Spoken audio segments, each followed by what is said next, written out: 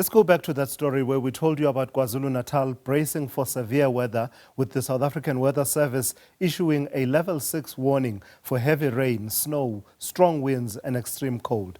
Provincial disaster management teams have been placed on high alert as the province prepares for potentially disruptive conditions. Joining us now to unpack the latest weather warning and the province's response thereto is Siboniso Mngadi, spokesperson for the KwaZulu-Natal Department of Cooperative Governance and Traditional Affairs. Good evening to you and thank you for your time. So what does being on high alert look like for you as a department? Yeah, well, Thulasizwe, good evening to you and the viewers at home. Yeah, we've received a warning from the South African Weather Services of the cold front that is approaching. Currently, according to the report that we are getting from our disaster team, there has been snow that has already been that has already been recorded in the Sunny Pass border to Mount Fletcher towards the Eastern Cape.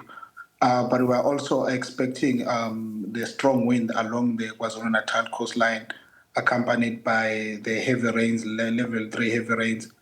This has a huge potential to lead to disasters, localized flooding. We're also warning the communities to exercise extreme caution when using fire. As a province, yesterday we've responded to a number of fire outbreaks, one in Pietermaritzburg and the other one in the Umlazi township, because people will resort to using fire to keep warm during this long weekend. So as a province, we have activated our joint operation cluster of disaster management teams that include all the various stakeholders, including the sector department, the private sector, the NGO that we normally work with in our efforts to try to minimize the impact of the disasters.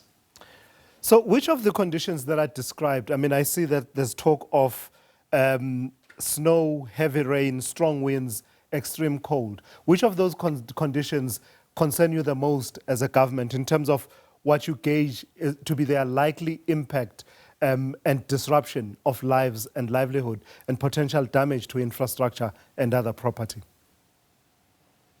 Well, of course, we are worried about all of them in nature because they normally cause different incidents and disasters.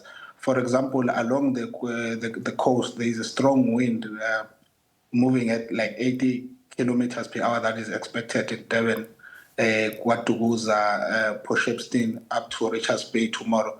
So there is likelihood of a tree falling on the road and structures also falling, power cables that could lead to power outages in different parts of the province, particularly along the coast. So we are very much worried. But also the snow, it's predicted that it may snow from the Sunny Pass up to Pietermaritzburg and Howick. So that could also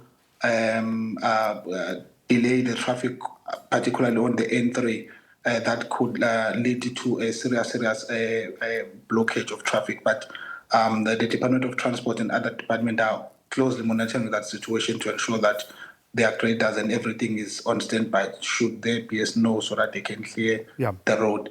But also we've seen the number of people like resorting to fires, which also lead to the fire disasters and fire outbreak, particularly to our communities who reside in informal settlements. So we're very much worried about those people who are vulnerable groups. So what is the emergency response protocol that is now in place? As you say, you are on high alert. In other words, who needs to be stationed where? Who should be taking up their stations where to do what exactly in anticipation and in response to the severe weather conditions described by the South African Weather Service? In other words, who do we hold accountable when those systems are not visible at the point of need? Well, our joint operation cluster, they work with all the municipalities that we have.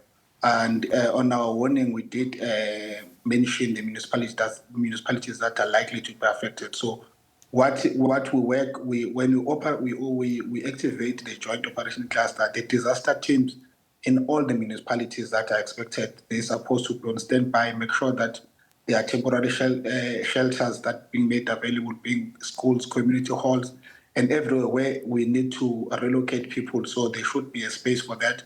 We need our police to be on standby, the traffic police, And also we have also our partners, social partners that we work with. They also joined the JOC, the Joint Operation Cluster, where they avail some disaster relief should they need to be distributed to those who may be affected. So all our municipalities at this point, they have a responsibility to ensure that their disaster centers are operational and they have all the necessities in place. All right, let's leave it there for this evening. Thank you for your time. Siboniso Mngadi is the spokesperson for the Department of Cooperative Governance and Traditional Affairs in KwaZulu-Natal.